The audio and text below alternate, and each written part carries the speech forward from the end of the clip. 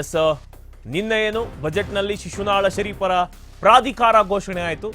ಇದೀಗ ಅದಕ್ಕೆ ಸಂಬಂಧಪಟ್ಟ ಹಾಗೆ ಈಗ ಹಾವೇರಿಯ ಶಿಗ್ಗಾವಿಯಲ್ಲಿ ಕೈ ಕಾರ್ಯಕರ್ತರು ಸಂಭ್ರಮಾಚರಣೆಯನ್ನು ನಡೆಸಿದರು. ಶಾಸಕ ಯಾಸಿರ್ ಖಾನ್ ಪಠಾಣ್ ನೇತೃತ್ವದಲ್ಲಿ ಸಂಭ್ರಮಾಚರಣೆ ನಡೆದಿರೋದು. ಶಿಗ್ಗಾವಿ ಪಟ್ಟಣದ ಚೆನ್ನಮ್ಮ ಸರ್ಕಲ್ನಲ್ಲಿ ಪಟಾಕಿಯನ್ನ ಸಿಡಿಸಿ ಸಂಭ್ರಮಿಸಿದ್ದಾರೆ. ಸಂಭ್ರಮಾಚರಣೆ ಬಳಿಕ ಬೊಮ್ಮಾಯಿಗೆ ಸವಾಲನ್ನ ಹಾಕಿದ್ದಾರೆ. ಶಿಶುನಾಳ ಶರೀಫ ಪ್ರಾಧಿಕಾರ ರಚನೆ ಬಹುದಿನಗಳ ಕನಸು. ಶಿಶುನಾಳವನ್ನ ಭಾವೈಕ್ಯ ಕೇಂದ್ರವನ್ನಾಗಿ ಸರ್ಕಾರ ಮಾಡಿದೆ. 36 ರೆಸಿಡೆನ್ಸಿ ಸ್ಕೂಲ್ಗಳಿಗೆ ಶಿಶುನಾಳ ಶರೀಫರ ಹೆಸರನ್ನ ಇಡಲಾಗಿದೆ. ಸರ್ಕಾರಕ್ಕೆ ಈ ಮೂಲಕ ಅಭಿನಂದನೆಯನ್ನ ಸಲ್ಲಿಸುತ್ತೇನೆ. ಮಹಿಳಾ ಕಾಲೇಜ್ ಸೇರಿದಂತೆ ಚೆಕ್ ಡ್ಯಾಂಗಳಿಗೆ ಅನುದಾನವನ್ನು ನೀಡಿದ್ದಾರೆ. ಬಸವರಾಜ ಬೊಮ್ಮಾಯಿ ವೇದಿಕೆಯಲ್ಲಿ ಚರ್ಚೆಗೆ ಬರಲಿ, ನಾನು ದಾಖಲೆಗಳನ್ನ ಕೊಡ್ತೀನಿ, ಅವರು ಕೂಡ ದಾಖಲೆಗಳನ್ನ ಕೊಡ್ಲಿ. ನನ್ನ ಕಾಲಾವಧಿಯಲ್ಲಿ ಸಾಮಾನ್ಯ ಶಾಸಕನಾಗಿ ಸಾಕಷ್ಟು ಅಭಿವೃದ್ಧಿ ಆಗಿದೆ. ಚೆನ್ನಮ್ಮ ಸರ್ಕಲ್ನಲ್ಲಿ ಅವರು ಬಹಿರಂಗವಾಗಿ ಚರ್ಚೆಗೆ ಬರಲಿ.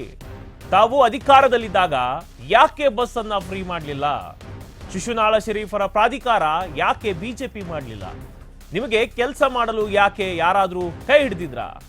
ಹಾವೇರಿಯಲ್ಲಿ ಶಾಸಕ ಯಾಸಿರ್ ಖಾನ್ ಪಠಾಣ್ ಹೇಳಿಕೆಯನ್ನು ನೀಡಿದ್ದಾರೆ.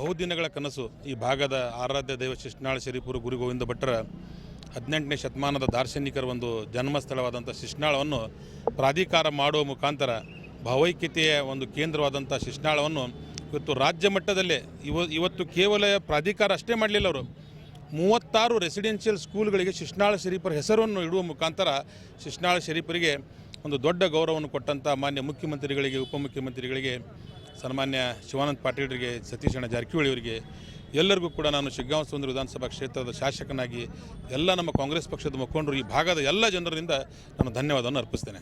ಇವತ್ತು ನಾನು ಕೇಳಿದ್ದೆ, ಒಂದು ವಿಶೇಷವಾಗಿ ಅತಿ ಹೆಚ್ಚಿನ ಕಾರ್ಮಿಕರಿರುವಂಥ ತಾಲೂಕು, ಒಂದು ಕಾರ್ಮಿಕರ ರೆಸಿಡೆನ್ಷಿಯಲ್ ಸ್ಕೂಲನ್ನು ಮಂಜೂರಾಗಿದೆ. ಮತ್ತು ಸವಣೂರು ಪಟ್ಟಣದಲ್ಲಿ ಅತಿ ಹೆಚ್ಚು ಮೈನಾರಿಟಿ ಇದ್ದಾರೆ. ಒಂದು ಮೈನಾರಿಟಿ ಮಹಿಳೆಯರ, ವಿಶೇಷವಾಗಿ PUCಯಿಂದ ಡಿಗ್ರಿವರೆಗೆ ಮಹಿಳೆಯರ ಒಂದು ಕಾಲೇಜನ್ನು ಕೂಡ ಇವತ್ತು ಮಂಜೂರು ಮಾಡಿದ್ದಾರೆ. ಜೊತೆಗೆ ನಮ್ಮ ವಿಧಾನಸಭಾ ಕ್ಷೇತ್ರದಲ್ಲಿ 100 ಕೋಟಿ ರೂಪಾಯಿ ಚೆಕ್ ಡ್ಯಾಮ್ಗಳನ್ನು ಕೂಡ ಇವತ್ತು ಮಂಜೂರು ಮಾಡುವ ಮುಖಾಂತರ ಈಗಾಗಲೇ ಸಾವಿರಾರು ಕೋಟಿ ಅನುದಾನವನ್ನು ಕೊಟ್ಟು ಮತ್ತೂ ಕೂಡ ನಾ ಏನು ಕೇಳಿದ್ರು ಕೂಡ ಕೊಡ್ತಾ ಇದ್ದಾರೆ. ನಿಜವಾಗಲೂ ನಮ್ಮ ಕ್ಷೇತ್ರದ ಜನರ ಆಶೀರ್ವಾದದಿಂದ ಶಾಸಕನಾಗಿ ಇಂಥ ಸಂದರ್ಭದಲ್ಲಿ ಇಂಥವೆಲ್ಲ ಯೋಜನೆ ಬರ್ತಾ ಇರೋದು ಇದು ನನ್ನ ಭಾಗ್ಯ.